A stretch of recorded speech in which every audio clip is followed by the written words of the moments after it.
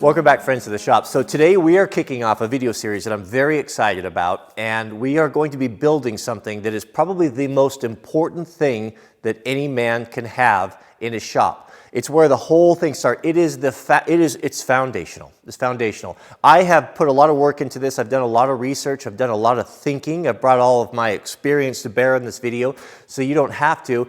And what we're going to be building, starting with today, is building the ultimate machinist workbench. Now, this is something that any one of you can do. There's nothing exotic here, and it's also, the most important thing is it's very, very affordable. I was able to put everything together. We're going to build the whole thing together. You're not going to need any specialty tools. If there's something you don't have, there's probably something that your father or father-in-law or your neighbor has, but most of it you're going to be able to do yourself. And the good thing about it is it's going to be a lifetime bench. It's going to be something that you build one time that's going to be man portable. It'll be able to move with you. It's not going to take up too much space, but it will be the last bench you'll ever have to build. And the best part about it is we're going to do the whole thing for under $200. Now, you're probably asking yourself, haven't we already done this video series before? And the answer is yes. We've done 2 series doing carpenter benches, but a carpenter bench is a very different thing than a machinist bench or a mechanic's bench. A mechanic's bench needs to be bomb-proof. It needs to be able, we need to be able to weld on it. We need to be able to put engine blocks on it. We need to be able to have a vise mounted on the corner that we can, pull long 4 or 5 foot pieces of bending steel on it. So it needs to be something that's very, very strong. So to start with, I kicked around a lot of ideas, and I was originally thinking that we should make this all out of wood, and I changed my mind. I've had many shops and I've worked on a lot of benches, and you just can't do better than a solid steel legs. I got to looking around, and I found something that I found is pretty affordable, and it actually does take up the lion's share of the cost, but I got these in and I just started putting them together, and I think that they're just going to be perfect. I found these on Amazon, and it's going to cost you, they're $50 a piece. So it's going to cost you, $100 for a pair of these, but these are just made by Shop Fox. They're adjustable height. They're made out of heavy angle iron, and they're very good. We can bolt our counter or tabletop to it, which is going to be very substantial and very heavy. They're very strong. They can support 2,000 pounds each, and they can be bolted to the floor. So that's where I started with. And to be honest with you guys, by the time you research and spend time and buy the lumber and the fasteners and all that to build the wooden legs that are as strong as this, you're going to have darn near that much into it anyway. So I think that this is the best place to start. So I've got one put together. Let's put the second one together, and then we'll get to working on the super duty countertop. Let's take a look at what we have here. Now the last thing that I need is another workbench. I have more than enough here. So all of the stuff that I'm building and everything we're going to put together, and we're not stopping at the workbench. We're going to be setting it up. We're going to be setting it up in a way that's going to give you the ability to do all sorts of great projects. My plan to do with this, and why it was so important for it to be man portable, was all of this stuff is all going to be for Jack. And I'll store it here until he's ready, but if when he gets his own place, he'll be able to take it with him and have something that his dad made for him that he'll have the rest of his life if he so chooses. Well, guys, I think it's safe to say that that's not good for knives, that my new EDC knife is officially now the Spyderco paramilitary. Is it the 2 or the 3? Whatever it is, it's good. It's definitely my favorite new knife. And I know there's some of you guys who are going to take a look at this and say, well, why don't I could build that? Why would I pay, buy that already pre-built? Well, I know that there's those of us that can build this, but what I'm trying to do here is we're trying to put together something for the guy who's just coming up, maybe doesn't have a skill. And if you don't have a workbench, there's a pretty good chance that you certainly don't have a welder.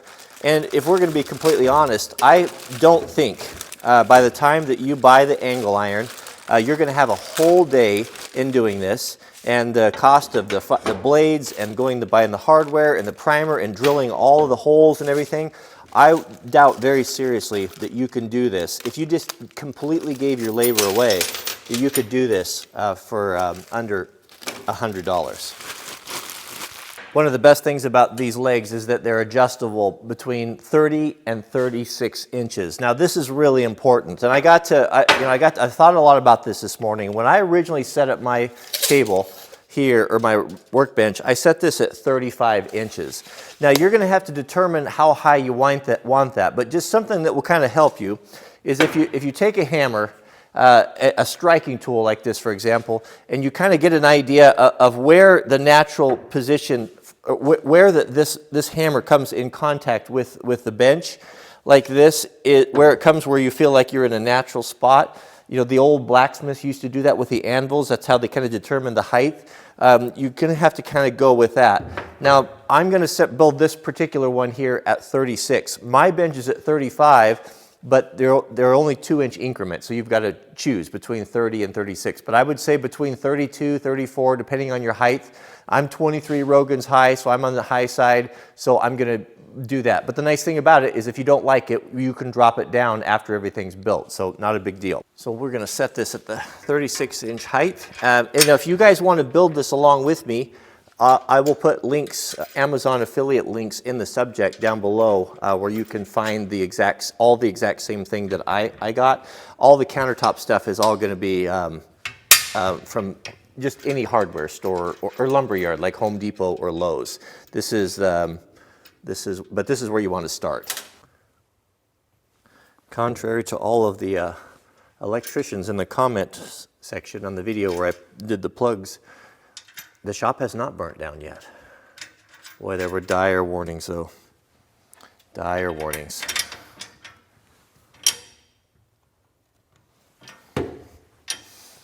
I just hope for their sake that those electricians never visit third world Mexico.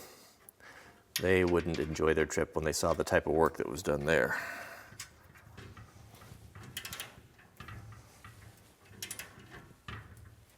I'm not really down with the sticker thing, so one of these had a sticker and one didn't, so we're gonna go without that. Now that we've got these assembled, I wanted to kind of show you why I like these. So we have a nice, these are all angle irons. They're pretty heavy. It looks like 1/8-inch angle. It's drilled, all pre-drilled, so we can bolt it to the floor, which is important. And of course, adjustable right there. And the nice thing, we've got a cross brace right here, which is going to make a very excellent shelf for storing things like I have, like toolboxes and such. That's a really important space, and it's very handy to have underneath your bench. We may even go so far as to put some drawers in, but we'll see how things go. Now, our top here is a double angle, all pre-drilled, 2 different sizes, so we have a great place to lag our top to, so it's going to be immovable. And the way that they've kind of cut that, notched that out right there with that double angle is very strong. Build wise, it's as good as a guy would do. A shade tree guy like us would do, probably better. So it'll be just fine. It'll last a lifetime, if not more. So with that out of the way, we've determined our height, which is important. So anywhere between your 32 and 36, depending on your height. The next thing is going to be what's the depth, the width of it. That's really critical. And what my dad and I talked about this, and we were of the same mind. What seems to be about perfect is 32 inches in depth. If you're 32 inches, it's not so far for the common guy if you want to put tools on the back wall that you're not overreaching and you don't find it difficult to get to. And it's also a nice size. Usually most things will fit on there, no problem. It's very tempting to do a 24-inch bench because the way that sheet goods work out, and a lot of guys will do that, but a 24-inch bench is just too narrow. I've tried to work on them before. I like the idea of it, but it doesn't seem like a big difference between your 24 and your 32, but trust me, it is. 32 inches is what we want to do, and that will work perfectly with these legs. For our bench top, what I decided we're going to use is standard kiln-dried 2x4s, and you're going to need 22 of them. Your 2x4s are going to be, of course, 1.5 inches, and the thing we're going to do with them is we're going to put them on end, and we're going to laminate them all together and then fasten them with the all thread. So what I have here in 2x4s, I bought 24 of them, and I hand selected every one. These are a little bit shorter than the studs. I was going to do an 8-foot bench, so it would be 32 wide by 8 feet long. And the 8-footers that they had at the Home Depot last night were not very good, but they had these here that were just a little bit shy. I think they came out to 7'8" or something like that. So as long as we can get around a 7.5 foot table, that's just fine with me. And these were really good, and they were kiln dried, and they were very straight. So we're going to go with these guys right here. Now, when we put our the main thing with our bench that we want was we don't want it flexing. We don't want it, you know, it's going to be a pretty good span across there. And by putting these 2x4s on end like that, that gives us a tremendous amount of strength and a lot of wood, especially when everything is all sistered together and glued and bolted. It's going to be a lifetime bench. It's going to be very, very rigid, and it's going to be something that we can all build, and it's not going to cost a lot. I would recommend you're going to need 22, but I'd recommend you buy 24 2x4s, because sometimes you'll get one that's got a crook in it that you just missed or overlooked, and it gives you a little something to work with, or maybe you accidentally drill the wrong hole, or who knows what. So get 24. Total cost for all these 2x4s was right around $55. But be careful. Take your time and hand select every one. Pull those things out of there and look down them. Make sure that they're as straight as they can be, and no huge bends or excessive wane or big knots on both sides, that they have a good clean edge, and that's where you want to start.